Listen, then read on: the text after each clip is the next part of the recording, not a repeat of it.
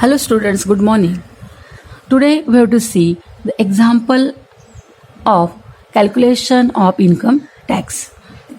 Let us first example. 45 years old Mr. Mehta's annual income is rupees 4,50,000. How much is his taxable income and how much tax does he have to pay?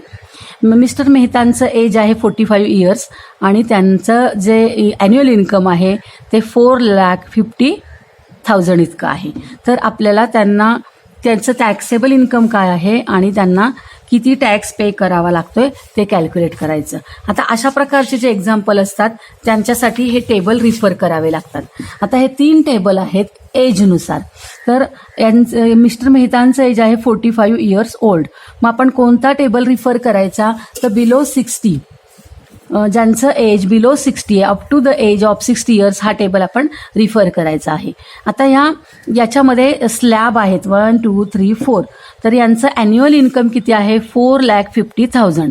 हे income कोणत्या स्लॅबमध्ये कोणत्या under slab येतं तर 4,50,000 म्हणजे ते income इथं येतं 2.5 लाख ते 5 लाखच्या बिटवीन येतं. म्हणजे हा जो स्लॅब आहे ह्या स्लॅबमधले कॅल्क्युलेशन रूल आपण घ्यायचे आहेत. तर आपण हे रूल घेणार आहोत. तर सॉल्व बघा करूया आपण. Mister Mehta is 45 years old, therefore first 2,50,000 amount in income is tax free. तर ह्या 2.5 लाख पहिले 2.5 लाख त्यांना कसे असतात फ्री असतात आणि म्हणून त्यांचे किती इन्कम उरेल 4,50,000 मधून 2,50,000 गेल्यावर 2 लाखावरती त्यांना काय बसणार आहे टॅक्स बसणार आहे. आता इन्कम टॅक्स कसा कॅल्क्युलेट करायचा बघा. यामध्ये त्यांचा स्लॅब हा आहे. तर income tax is equal to 5% of taxable income minus 2,50,000. आता टॅक्सेबल इन्कम आहे 4,50,000 मायनस 2,50,000. तर हे सबट्रॅक्शन किती आलं 2 लाख. तर 5% ऑफ 2 लाख 2 लाखवर 5% हा त्यांचा इन्कम टॅक्स आहे. तर आपण तो कॅल्क्युलेट केलेला आहे. तर किती येणार आहे 5% म्हणजे 5/100 इंटू 2 लाख. हे 2 झिरो गेले 2 झिरो गेलो. 5 इंटू 2,000 किती येणार आहे 10,000 त्यांचा काय झाला इन्कम टॅक्स झाला. आता एज्युकेशन सेस किती आहे 2% ऑफ इन्कम टॅक्स.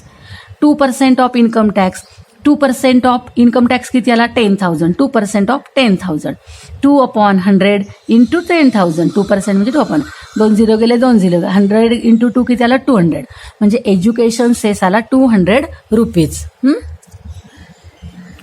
आता secondary and higher secondary education cess 1% of income tax. तर 1% ऑफ इन्कम टॅक्स किती आहे 10,000.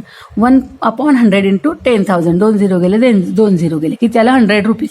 तर secondary and higher secondary education cess आला 100 रुपीज.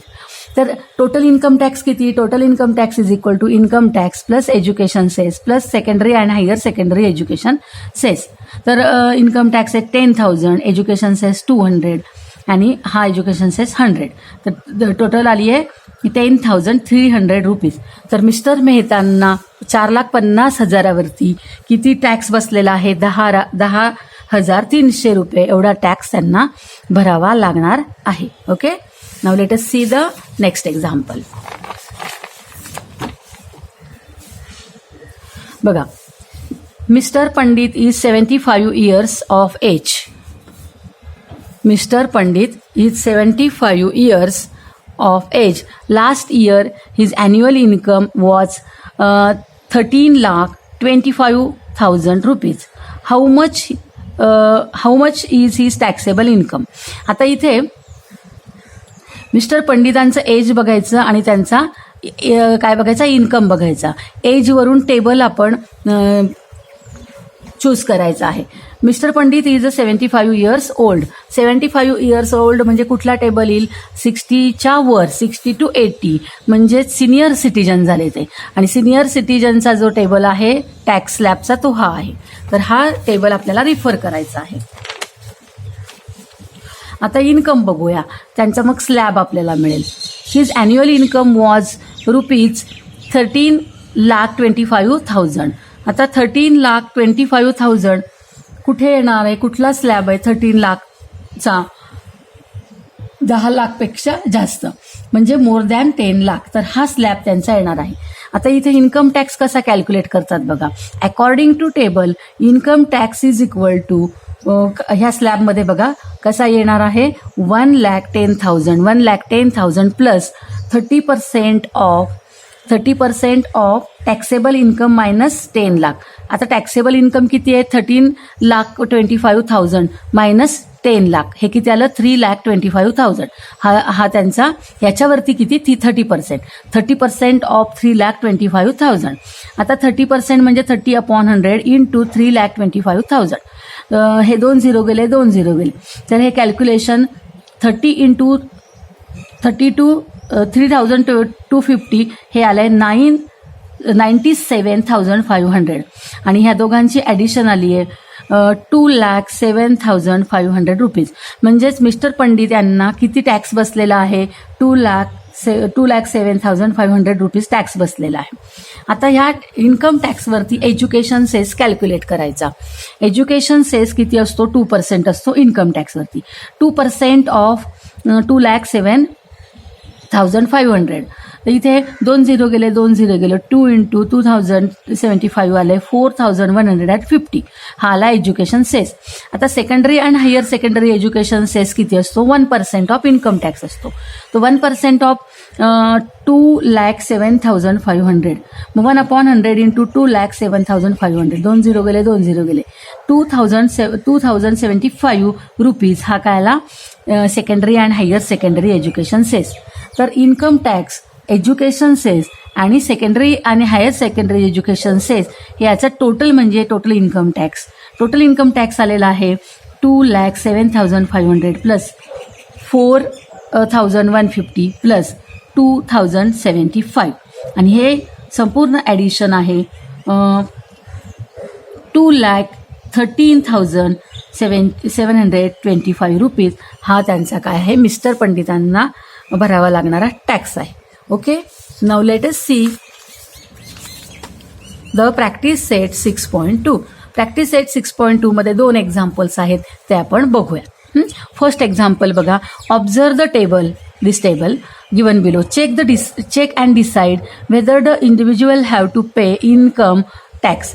आता इथे आपल्याला हे 5 लोक दिलेले आहेत, त्यांचे एजेस दिलेले आहेत आणि त्यांचा ॲन्युअल इन्कम दिलेला आहे. आणि ह्यावरती त्या पर्सनला टॅक्स भरावा लागणार आहे की नाही हे आपल्याला सांगायचं आहे. आता आपण एजनुसार टेबल चूज करायचा आणि टेबल चूज केल्यानंतर इन्कमनुसार त्यांचा स्लॅब चूज करायचा. ओके, पण आपल्याला इथे इन्कम टॅक्स कॅल्क्युलेट करायचा नाहीये, फक्त इन्कम टॅक्स भरावा लागणार आहे की नाही, येस ऑर नो एवढंच आपल्याला सांगायचंय. आता बघूया आपण. मिस निकिता, एज आहे 27 एज म्हटल्यानंतर कोणता टेबल रिफर करावा लागणार आहे, तर फर्स्ट टेबल बिलो 60 इयर्सचा. आता मिस निकिताचा इन्कम आहे 2,34,000. आता 2,34,000 कुठल्या स्लॅबमध्ये बसणार आहे, तर बिलो 2,50,000 म्हणजे पहिल्या स्लॅबमध्ये. आता पहिल्या स्लॅबमध्ये म्हणजे 2,50,000 पेक्षा कमी जर इन्कम असेल तर इन्कम टॅक्स भरावा लागत नाही. तर मिस निकिताला इन्कम टॅक्स भरावा लागणार नाही. Will have to pay income tax, no. आता इथे मिस्टर कुलकर्णी, एज आहे 36 म्हणजे पुन्हा बिलो 60 इयर्सचा टेबल रिफर करा. आता यांचा इन्कम आहे 3,27,000. आता 3,27,000 कुठल्या स्लॅबमध्ये येणार आहे, तर 2,50,000 टू 5 लाखमध्ये. इथे त्यांना ह्या स्लॅबमध्ये, मग ह्या स्लॅबमध्ये इन्कम टॅक्स भरावा लागतो का, हो, कारण इतका इन्कम टॅक्स भरावा लागतो. तर ह्यांना इन्कम टॅक्स भरावा लागणार आहे, येस.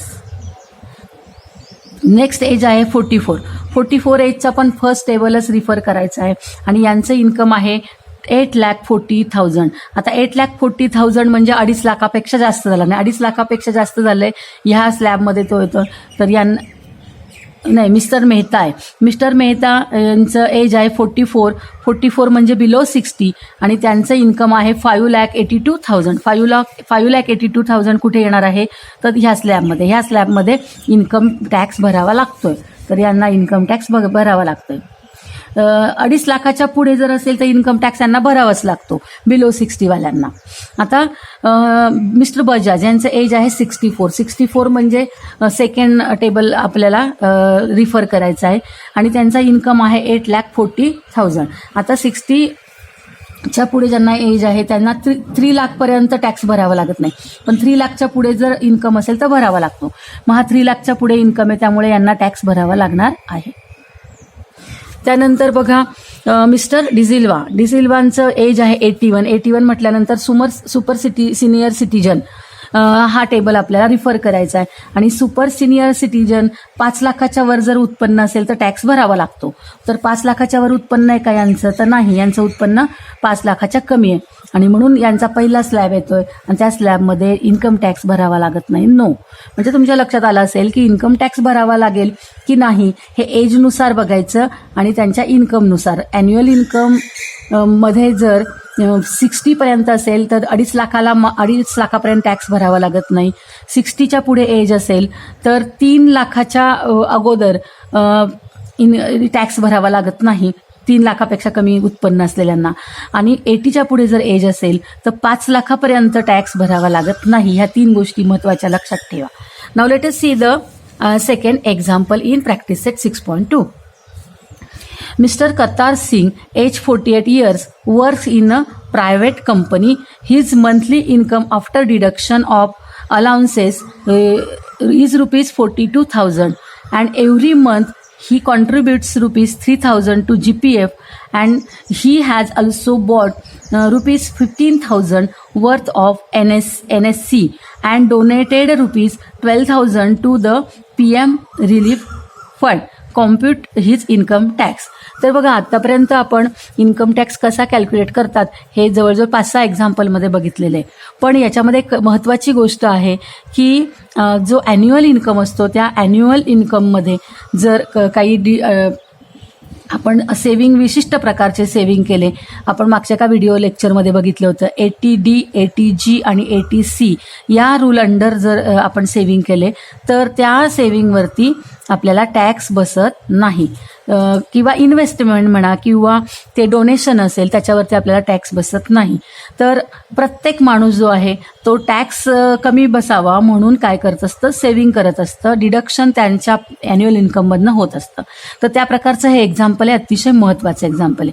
मिस्टर करतार सिंग यांचं एज आहे 48 इयर्स, म्हणजे यांचा पहिला टेबल आपल्याला रिफर करावा लागणार आहे आणि त्यांचं works in a private company. His monthly income after deduction allowances is rupees 42,000 rupees त्यांचं काय आहे, महिन्याचं इन्कम आहे.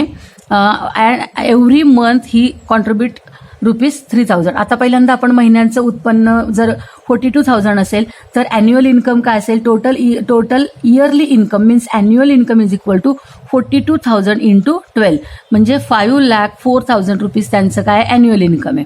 आता ह्या ॲन्युअल इन्कममधून त्यांनी काही 80D 80G आणि 80C अंडर इन्व्हेस्टमेंट केलेल्या आहेत तर त्या डिडक्ट होणार आहेत, त्याच्यावरती टॅक्स बसणार नाही. आता 5,04,000 हा टॅक्सेबल इन्कम नाही आहे त्यांचं, taxable income after deduction calculate केल्यानंतर मिळतं. आता आपण डिडक्शन म्हणजे मायनस करायचं आहे, याच्यातून काय मायनस करायचं आहे तर 5,04,000 या इन्कममधून त्यांनी 3,000 रुपये प्रत्येक महिन्याला GPF मध्ये त्यांनी काय केलेले आहेत, इन्व्हेस्ट केलेले आहेत. तर GPF किती आहे त्यांचा, प्रत्येक महिन्याला 3,000 म्हणजे वर्षाला किती झाले, 3,000 गुणिले 12 म्हणजे 36,000 रुपीज त्यांनी GPF मध्ये इन्व्हेस्ट केलेले आहेत. नंतर त्यांनी NSC नॅशनल सेव्हिंग सर्टिफिकेट्स घेतलेले आहेत 15,000चे. वर्षामध्ये त्यांनी एका वर्षामध्ये 15,000 नॅशनल सेव्हिंग सर्टिफिकेट्स घेतलेत तर ते पण डिडक्ट होणार आहेत म्हणजे 5,04,000 मधनं. त्यानंतर त्यांनी प्राईम मिनिस्टर्स रिलीफ फंडसाठी त्यांनी 12,000 रुपीज दिलेले आहेत. मग 12,000 वर सुद्धा त्यांना टॅक्स बसणार नाही म्हणजे 36,000 वर 15,000 वर 12,000 वर त्यांना टॅक्स बसणार नाही. मग हे किती झाले टोटल 63,000 रुपीज. तर 63,000 रुपीज मायनस करावे लागणार आहेत 5,04,000 मधनं. 5,04,000 मधनं ते मायनस केल्यानंतर आपल्याला टॅक्सेबल इन्कम मिळणार आहे. तर टॅक्सेबल इन्कम काय आहे मग इयरली इन्कम मायनस डिडक्शन. तर 5,04,000 5,04,000 minus 63,000.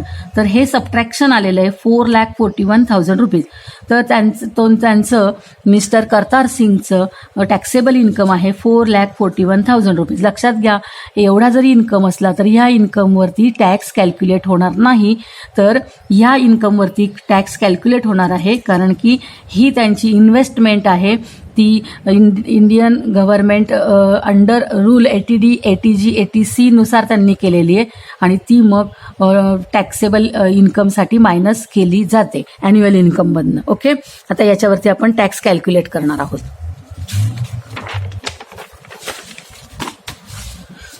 Mister Kartar Singh is 48 years old. 48 years old म्हटल्यानंतर आपण कोणता टेबल रिफर करायचा आहे, तर फर्स्ट टेबल, हा टेबल आपण रिफर करायचा आहे. His taxable income is 4,41,000 rupees. Belong in slab 2,50,000 to 5 lakh.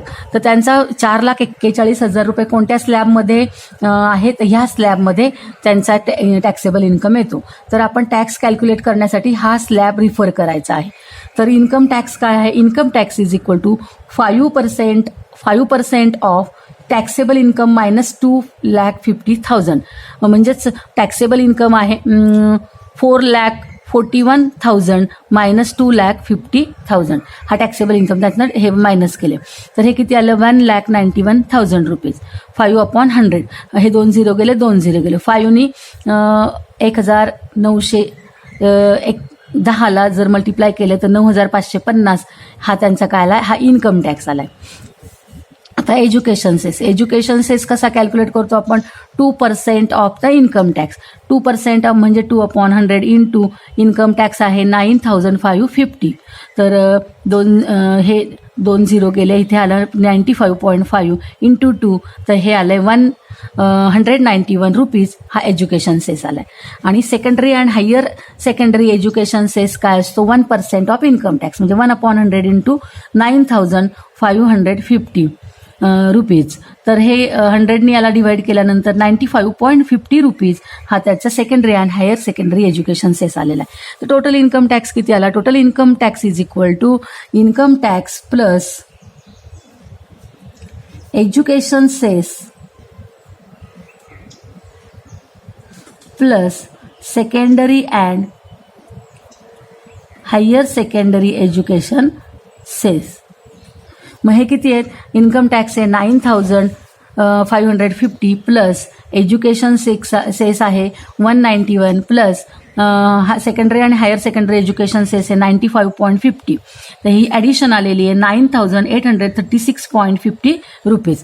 तर एवढा टॅक्स त्यांना भरावा लागणार आहे. तर लक्षात घ्या की इन्कम टॅक्स कॅल्क्युलेट करताना एजनुसार बघायचा असतो आणि स्लॅबनुसार बघायचा असतो आणि कॅल्क्युलेट करायचा असतो. पण तो कॅल्क्युलेट करण्याआधी त्यांचं जर डिडक्शन असेल ॲन्युअल इन्कममधनं, तर ते डिडक्शन त्यांनी जे काही इन्व्हेस्टमेंट केलेली आहे अंडर ATD, ATG आणि ATC, तर त्याला डिडक्शन म्हणतात. ते डिडक्शन मायनस करावं लागतं ॲन्युअल इन्कममधनं आणि ॲन्युअल इन्कममधनं डिडक्शन मायनस केल्यानंतर जी अमाऊंट येते त्याला टॅक्सेबल अमाऊंट म्हणतात. आणि ह्या टॅक्सेबल अमाऊंटवरती टेबलनुसार, स्लॅबनुसार, एजनुसार टॅक्स कॅल्क्युलेट करायचा असतो. अतिशय सोपं आहे. तुम्ही प्रत्येक प्रकारचं एक्झाम्पल जर करून पाहिलं तर सगळ्यात सोपं तुम्हाला जाणार आहे. तर स्टुडंट, तुम्हाला आजचं व्हिडिओ लेक्चर आवडलं का?